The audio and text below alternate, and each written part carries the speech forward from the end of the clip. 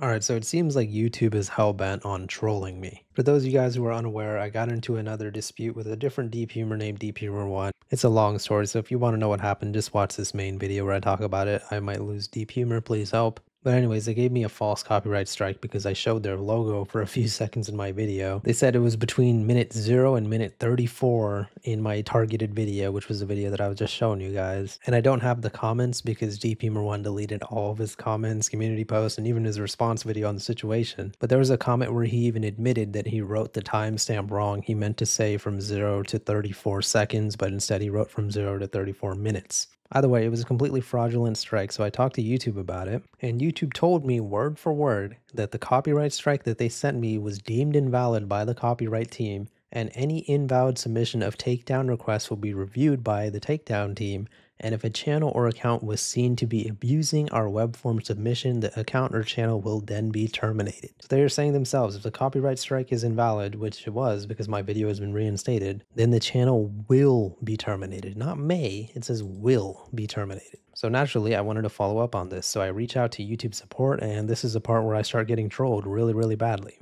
So specialist gesture comes into the chat. They say, how are you doing? Blah, blah, blah. So I basically say, I got false copyright strike by another YouTuber named DeepHumor1 a month ago. So I wanted to inquire about the process of getting him punished for this. He says, all right, thanks for the heads up. I know how concerning it is. And they asked me if this is my channel, which they link my channel. Then they said that they're going to come back in a few minutes, and they say that this issue requires assistance from one of their managers. So they basically put the manager in the chat, and manager's name is Iman. And so they say they've read our conversation, and they said that I want to punish someone for a false strike, correct? And I said, that is correct.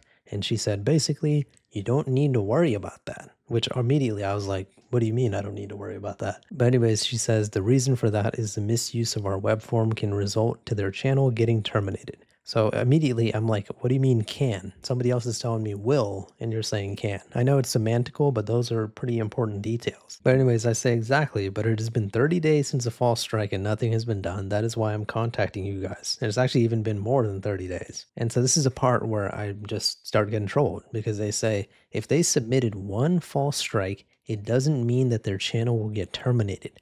Like how you receive a copyright strike, warnings are also applicable to them. Okay, first of all, I've been on YouTube for a long time. I am not the only person who's gotten a false copyright strike on YouTube. From what I know and from what I've heard anybody who talked about false copyright strikes say, is that if someone gets caught making false copyright strikes, they will get their channel banned on YouTube.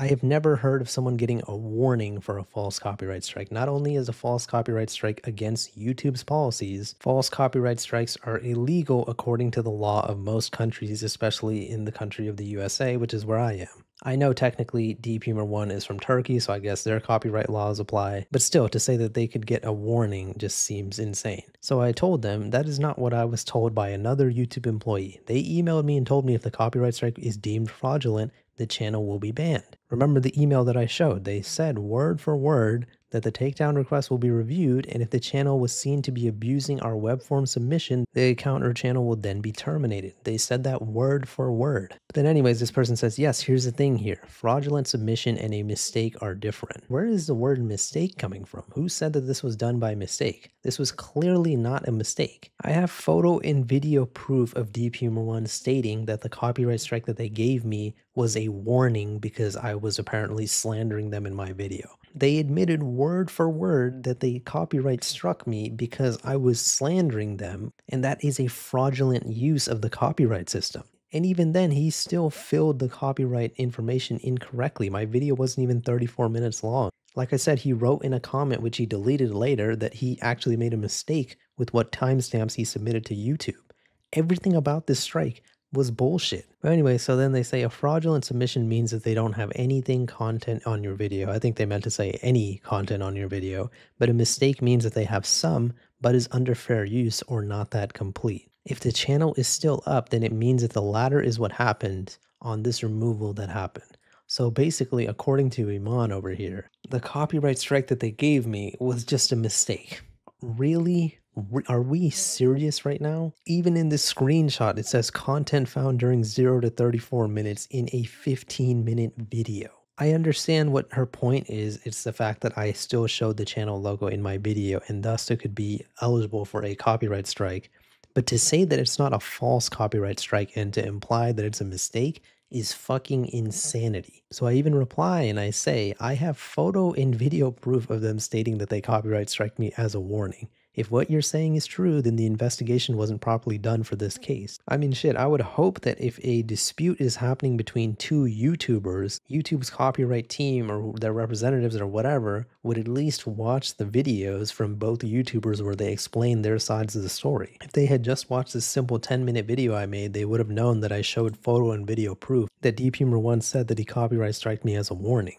I further explained, I said I showed their YouTube channel a few times in my video. They then falsely struck my video and stated that I showed the logo throughout the entirety of the video. They even incorrectly wrote the timestamps of the video being longer than the actual video. Iman says, but then again, they have contents they own on your video. Again, they're referring to their copyrighted logo when 99% of the images on the internet are copyrighted. Hey look, I just showed PewDiePie's logo for like 2 seconds in this video. According to YouTube, apparently PewDiePie can now copyright strike and take down my entire video because I just showed his logo for 2 seconds of this 10-minute plus video. And that would not be a false copyright strike. That is some absolute bullshit right there. And I even wrote, I completely disagree. It is still a false copyright strike because my video falls under fair use. They stated that the strike was issued to warn me, which further indicates that it is fraudulent. With that logic, if PewDiePie shows my channel for a few seconds in his video and I copyright strike him, that means my copyright strike isn't false? This seems like an extremely slippery slope. She said she understands my point, blah, blah, blah, and that the rules apply to everybody. And I said, you didn't really answer my question. And then while she's typing, all of a sudden, I am no longer able to reply to the messages. It's almost like she muted me for a second. I was like, what the hell? But anyways, I'm able to reply after she sends her messages. And I basically forced her to answer my question. I said, okay, I'm going to ask again. If PewDiePie was to show my channel logo in his video for a few seconds and I file a copyright strike against him and take down his entire video,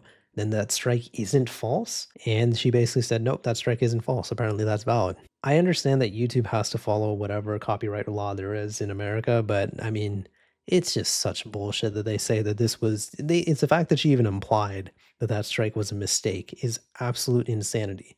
All they ever did was tell me that all the proof that you have, just go ahead and email it to copyrightedyoutube.com, which I am going to do. People should not be allowed to get away with false copyright strikes. I patiently waited 30 plus days for YouTube to do something about this and they didn't, so I guess I have to take matters in my own hands. Let me know what your guys' thoughts are on the situation in the comments. False copyright strikes are bullshit.